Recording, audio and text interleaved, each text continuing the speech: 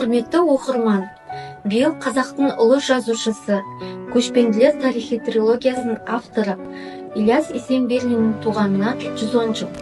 Ол қазақ әдебиетінде тұңғыш рет тарихтың зерде тамырына қан жүгіртті.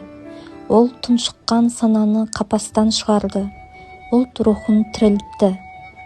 Ілияс Есенберлин 1915 жылы қазіргі Ақмола облысы Атбасар қаласында дүниеге келді.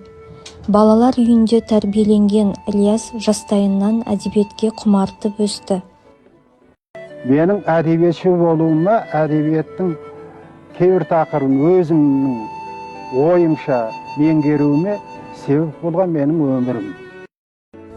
Әдебиетті өмірім деп өлшеген жазушы, алайда 1940 жылы Тәукен институтын бітіріп, инженер маманы болады. Тағдырдың айдауымен сұрапыл соғысты да көрді. Сөз өнерін ерекше қастерлеген Ілияс Есенберлин бәрібір әдебиеттен айналып кете алмайды. 1958-1967 жылдары Қазақфильм киностудиясының аға редакторы қызметін, 1967-1971 жылдары жазушы баспасының басшысы болды. Өнімді еңбек етті. Сол кезде енді ғана әдебиетке аяқ басқан жастарға қанат бітірді.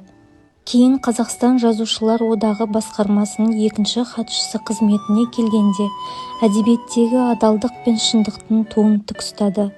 Замандастарына да әдебиеттің әділ жолымен жүруді үйрете білді.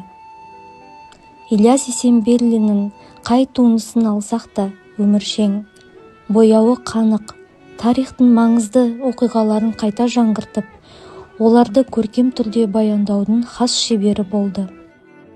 Тарихи романда сюжетті болған уақиғаны шиеленістіруге бірен сараң адам алынбаса, негізінде мен болған адамдарды алдым. Негізінде. Ол сол қаһарда мысалы 5-6 адам, Алмас Қылышта да сол 5-6-дан аспайды. Өйткені сондай адам болмаған менен де уақиға соған сондай адамның болғанын тілеп отырады.